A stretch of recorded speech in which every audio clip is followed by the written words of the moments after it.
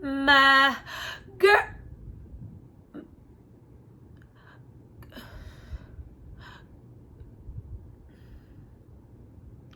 Sort of like girlfriends, but not really.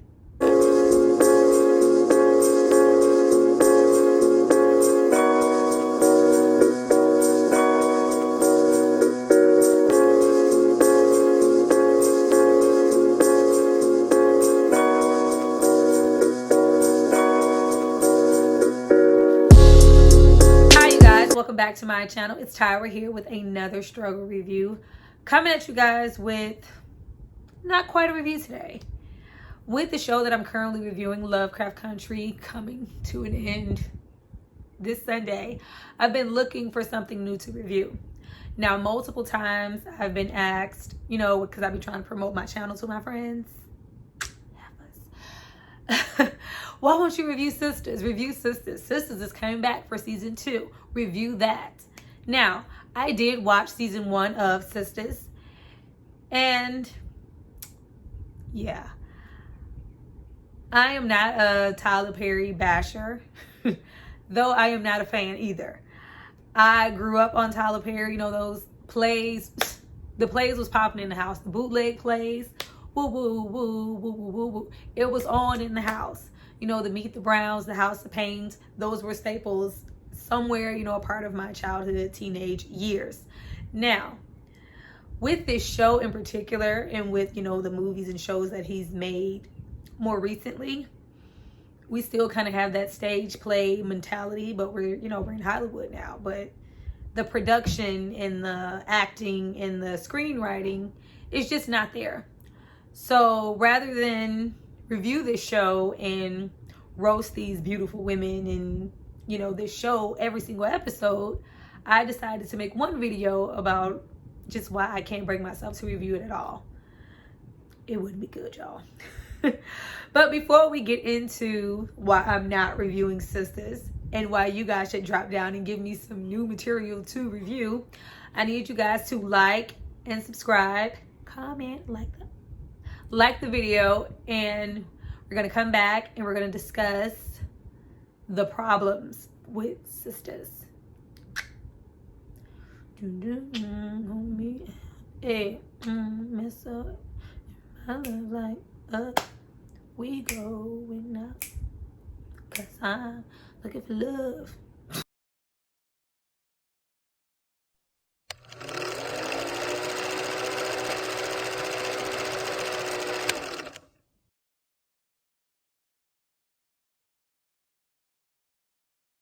Now to the cons. Wasn't that short? Wasn't those pros short? First, the show promotes toxic relationships. Our 4 women each have 4 men or some form of men in their life. We have Calvin, Zach, Aaron, and Gary. All 4 of these men, in some way, shape, or form, have found a space to physically hurt, disrespect, cheat on these women, and yet we're still meant to root for it and just see it as, oh, look at this black love. Tyler Perry has a trope of making black love into only struggle love. Like, it can only be that. Like, if you're not struggling, you're not having a hard time in your relationship, this ain't black love. You can't just coexist and be happy just to be. No. We have to struggle. We have to argue. We have to fight. We have to distrust. We have to cheat. We have to, have side babies. It isn't only that, but it's portrayed here as that, and I hate it. Let's not normalize that. Second, the bad script, the bad writing. Tyler Perry writes for most, I'm not even gonna say most at this point because he likes to brag, for all of his shows. This show in particular has a hard time with the script that pushes the narrative.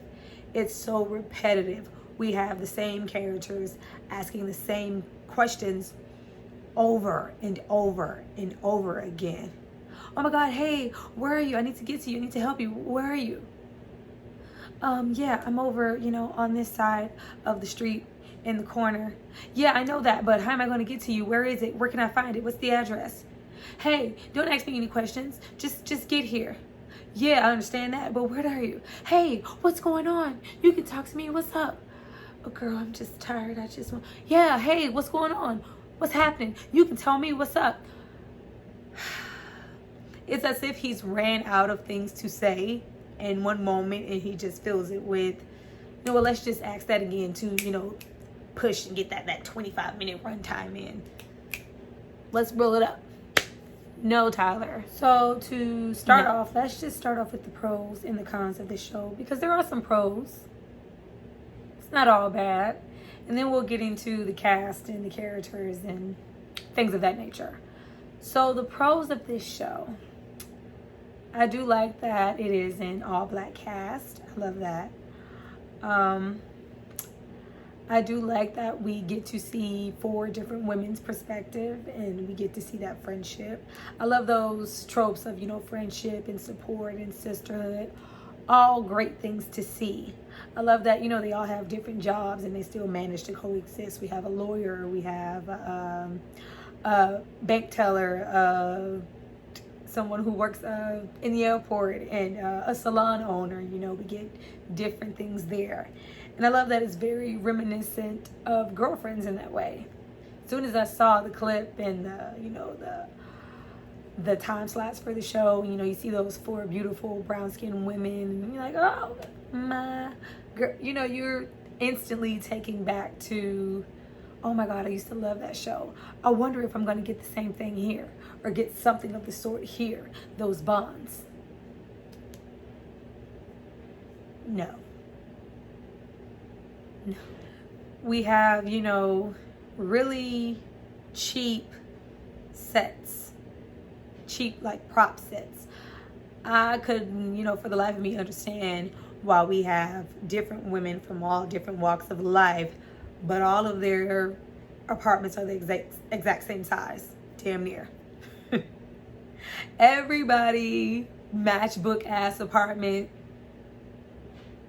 lawyer, salon owner, airport, bank teller, all of us have a decked out walk-in closet with clearly fake TVs and fake appliances and prop this, and it's just like, Tyler, spend a little bit, just a little bit, just to get us a little bit more pulled in and invested in the characters. Come on, man, let's get a little bit more space. Let's not look like, at least the hair for the most part looks good. For the most part, because we all know about Tyler and his hair. Then we get, simplistic things like, the scenario, the scenery around them, those little breaks, those little shots, like it just looks so random and inconsistent with the story. We get the green screen, when we're riding in the car and the green screen is going behind and it's all a blur of nothing.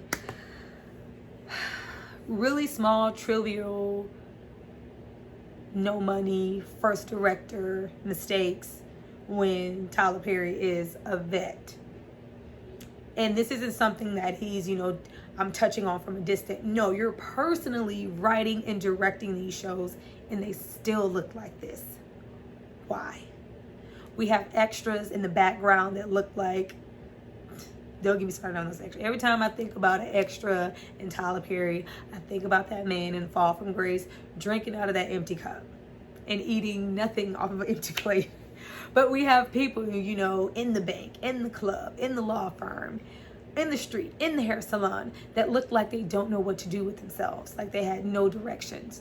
Even the, the side characters who may not be a main character on the show talk like they've never acted a day in their life. It's as if Tyler Perry brought some people off the street, because we wouldn't want to get any credible actors. We don't want to have to pay anybody. Hey, you want a job? You can say these lines. Bam. Hey girl, somebody came by the salon looking for you. Oh, you okay? What? It's laughable. It's It's laughable. You know, we're dialing a billion numbers on a fake phone. Hello? Hello? Horrible. Just use a damn walkie-talkie. And then my last con, we get that great girlfriend's aesthetic without any of the relationship, without any of the bond. I remember watching, especially since it's available on Netflix now, I remember watching girlfriends and being so envious of their friendships and their relationship. I was always, you know, oh my God, I wish I had friends like that. When I grow up, I want friends just like that. I don't feel that here. Most of the episodes here, I'm like, well, damn, do they even like each other? We get, you know, separate friendships where Karen and Andy have their own separate thing. And we have Danny and Sabrina, they have their own separate thing. And it's always a collide of, you guys are secretive. You guys don't tell us anything. Oh, you guys are this and you guys are that. Why would you tell her this and not tell me that? Oh, Danny ain't shit. Like, it's a lot of conniving and backstabbing. Oh yeah, we broke up. I just broke up. I'm gonna go stay at Danny's. Broke up with my man or not, why would he ever be open and available to stay at your home? Not only stay there, you know, in this matchbook ass, she has the smallest apartment out of everyone. But you lust after him. You inappropriately touched him. You do everything but fuck him. Whose friends are these? Not my damn friends. Now, to start off, I want to talk about the men first and get to the women later. The men in this show. First off, I want to discuss Maurice, our gay best friend character to Sabrina, who works at the bank. Maurice is every like gay stereotype personified, like on 10. It's written to make Maurice go out of his way to look so desperate. You know, that trope of, well, you know, all gay men, you know, want straight men and they're throwing themselves. They're always, you know, attack. Like, oh, that's why I don't bother with him anyway. Look at him. Look what he's doing. I can't even stand straight next to him without him, you know, trying to rub me, caress me, throw himself on me. Maurice is that, and he gets on my nerves. I know many incredible gay men. Not to say that men like this don't exist, but why are we pushing this? Why is every scene Maurice, ooh, yeah, what you got? Ooh, ooh. Yeah, he does not have to be that. He can be a billion, not that. Not saying it's anything wrong with being free with your sexuality, being out, being open, being, you know, sure of what you want, comfortable in your skin and in your body, which he does display some of those things. He has these, you know, sprinkle moments of profound, you know, I'm gay, I'm black, and I'm proud. I learned this from childhood. I have to be strong. I've been, you know, prone to disrespect, being belittled as a gay man, but, you know, I'm going to persist no matter what. All good things. But with those, you know, few things spread out, there are a billion inappropriate gay jokes. Him inappropriately touching someone, throwing himself on someone, making everything about him.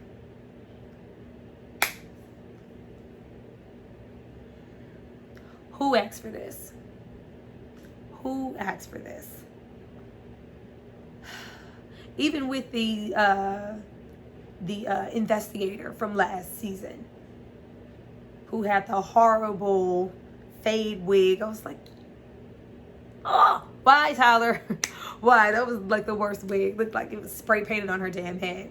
She made it a point to throw herself at Andy every chance she got. Like, people aren't like this. People aren't like this. But we get into the Calvin character.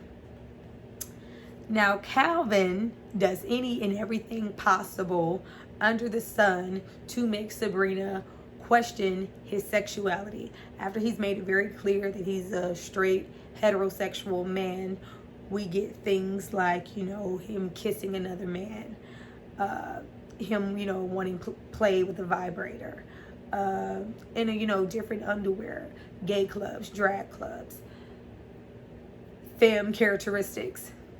All okay, but all still natural enough for if we're in a relationship and we're trying to pursue something, I should be able to genuinely ask you about these things without you being, you know, an aggressive asshole, cussing me out, cutting me off, ending the relationship. How dare you?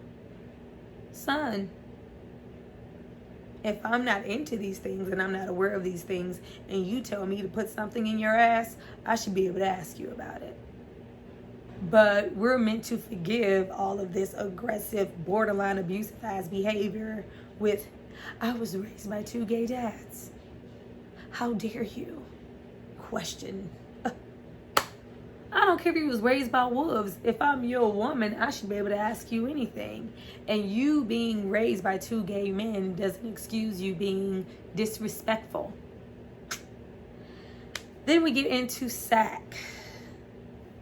Zach. The savior. I was there. Who was there? It was me. I was there. Our character, who is someone we are supposed to feel sympathy for. We're supposed to identify with him, even though he's a convicted felon, which is nothing wrong with that. People make mistakes, but you know, it's the trope of using that as excuse for why you're not where you feel like you need to be in life. Like, why am I even trying? I'm not gonna get it anyway. I'm a felon, you know. We're a cheater. Multiple times, years of cheating. We could have possibly gotten someone pregnant. We, you know, can't help financially. We came to lay pipe and leave. But we're supposed to root for him under the umbrella of, hey, don't go nowhere. I'm gonna get my shit together. And when I do, you're gonna be sorry that you didn't wait around for me. What? Get this out of my face. Get it out of my face. Like, we even see him in these recent episodes flirting with the cop and going back and forth. Hey, Karen, I love you. Say you looking real good and get them digits. Get that out of my face. I'm not identifying with you and I'm not rooting for you just because you were here to save me these few last months. At the end of the day, there have been years of toxic relationship that you're trying to force on me as a character and as an audience that these things are okay. They're not.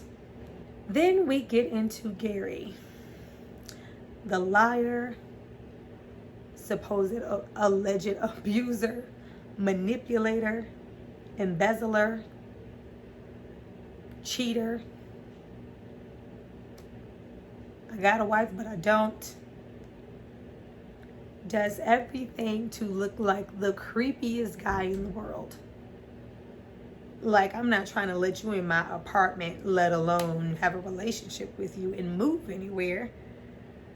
But every little thing that he does is wrapped in a little bow of, but baby, I love you. I'm sorry. I'm telling you the truth. You gotta believe me. What? I can't put this money in your account? What? I can't come live with you and just leave my wife and I'm still married? What? You won't defend me in this case and jeopardize your whole job and leave, and I can just leave the kids and my wife and just say, fuck all that? What? What? Hell no.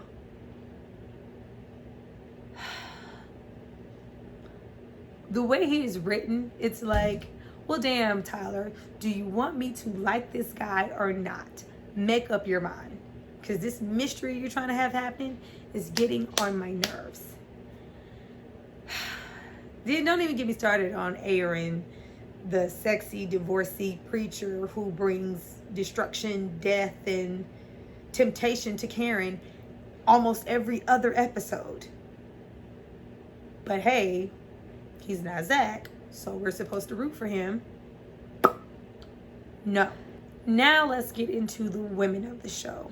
Let's start with Sabrina. Sabrina spends most of the show portrayed as, kind of strong-minded, a really good friend, very warm, very intelligent, strong black woman. But all of that gets thrown out of the window soon as we meet Calvin. And we are disrespected at times, and what I feel like kind of manipulated at times, and it's all excused. And we're met with her saying, I'm sorry. She says I'm sorry so much in this damn show, it's not even funny. Like, if we took a drink from season 1, every time Sabrina said, Calvin, I'm sorry, drunk. Then Calvin has his ways with his sexuality and how that went and how he behaved. But with her investing his sexuality and trying to figure out if he is or if he isn't, we don't just come out and ask. We put on a whole fucking show and play charades and play mind games and, you know, call and whispers to the friends and little it's very immature. And it's like, grown women don't act like this. Do they? Grown women don't act like this. They don't. If you're feeling some way about someone, you're going to just ask, because I want to know before I invest any more of my time.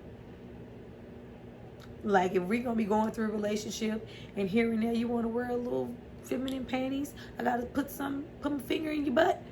I need to know those things. And if you can't ask those things, then y'all don't need to be together.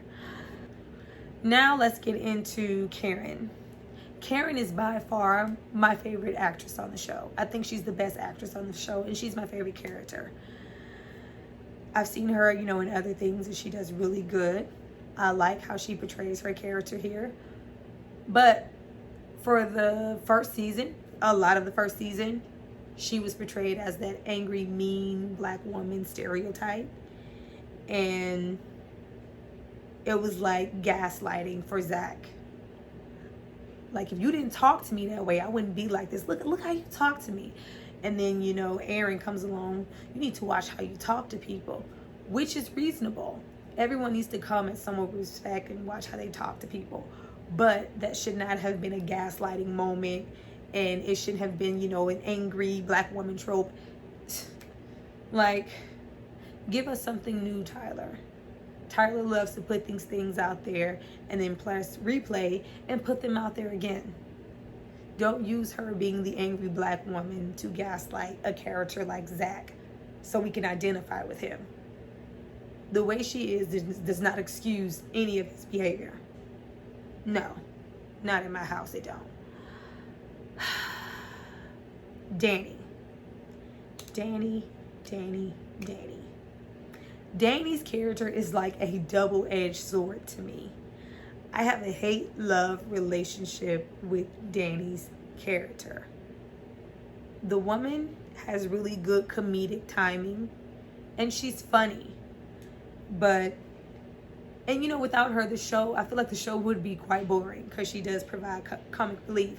Kind of like Natasha Rockwell in Insecure. But the weed jokes get very tiresome. They get very tiresome. Every episode, we are talking about a vape and, girl, you know I'm high.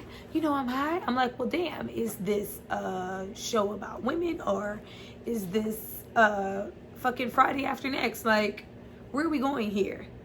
And her being the horny, over-sexualized, thirsty, desperate, and she's, you know, made to feel like, you know, she doesn't feel like she's the most, that she has, you know, low self-esteem. Who is this for? And I'm not saying women like this don't exist. Everybody doesn't wake up feeling like they're the most beautiful person in the world. But at the same time, I just hate to see it here. I hate to see it portrayed and put on for laughs and her be wrote off as the friend. How she is treated in some of the story as just a friend in the, you know, the 4 characters in the friendship, it's like, well, damn, do you guys even like her? Sometimes it just looks like, it looks disingenuous. It's like, why are you guys friends? How did you even become friends? Because it's like they only pull her in as a character when they're needed. We need a little rah-rah. Like, you know, if some shit was to pop off, like, oh, it's a fight breaking out. We need some raunchy. We need some hood. Let's call Danny. Just like, you know, when they decided episode 2 recently to put her on the phone with Garrity. Gary, you ain't shit. You ain't never gonna be shit. Your mom ain't shit. We're used for that. We're used for play. We're used for laughs. We're not used. But, you know, of course, we find love in the arms of a white cowboy. Tyler loves to put a muscular body in the show, don't he? He's just all, whatever. You look good. You're handsome. Get out there. Then we get to Danny. Danny is by far one of the dumbest TV characters I've ever seen in my life. Not like dumb in the sense of like a dumb blonde, like a Kelly Bundy. It's like dumb for intelligence. Like, you're college educated, you're a lawyer. You know the process you have to go through to be a lawyer? Like, you went to school. But yet we make some of the most immature, dumb, airheaded decisions. I'm like, you must be getting by in this firm on your looks, because you're not winning no arguments, no cases. Because, no. I hate the way he has her dressed for the show. Some of her lawyer get up in these sexy suits. I'm like, who the fuck's wearing this to work? This is unprofessional. Her unprofessionalism within the workspace is odd. She doesn't seem to be a good friend to anyone outside of Karen. With everyone else, she seems a bit secretive, a bit bitchy, especially like to our office assistant Fatima, who for the life of me stands for Andy. Why? Hello? Andy, this is Fatima. What do you want? I'm busy. Why are you calling my phone? Like, girl. And then Fatima's riding. You know, oh, we black. Sister, my sister, we black. We in the firm. We black. I'm black, y'all. Blackity black, black. We got to stick together. Because, you know, we got to put that in the show. Even though she's a whole asshole. And then every time Gary breathes wrong, baby, no, baby. Horrible acting. Horrible. Like, girl, you lucky you cute. No. The show could really be great. It could have so much to say. Like, it doesn't have to be a girlfriend. It doesn't have to be, you know, funny. It can be, because it's like it doesn't know what it wants to be, because it's funny sometimes, and there's some action, and somebody got shot, and somebody's getting attacked, we about to get raped, we about to get thrown over a building, it's a lot. You know, in those 5 settings that Tyler has. You know, we got the hospital setting, we got that sorry ass excuse for a police station, and we have the girls' apartment, so we have that horrible ass club. Horrible. This show could really use some really great writing. There is something there, and if it's fine-tuned, it could be so great. But it's Tyler. And Tyler wants to do everything. So I know that's not happening. I'm glad to see these wonderful women get work, and I hope to see them in more things, but just not here. I will probably continue to watch the show. Like, this is like a guilty pleasure, like old school Love and Hip Hop Atlanta. Hey Maid, guilty pleasure. Hey Maid, hey Molly the Maid. Like, this is guilty pleasure, but not something that I would review. Please drop down in the comments and you guys give me something new to review, because after tomorrow I'm going to be searching. Thank you guys for watching this video. I hope to bring you really great content soon. Bye.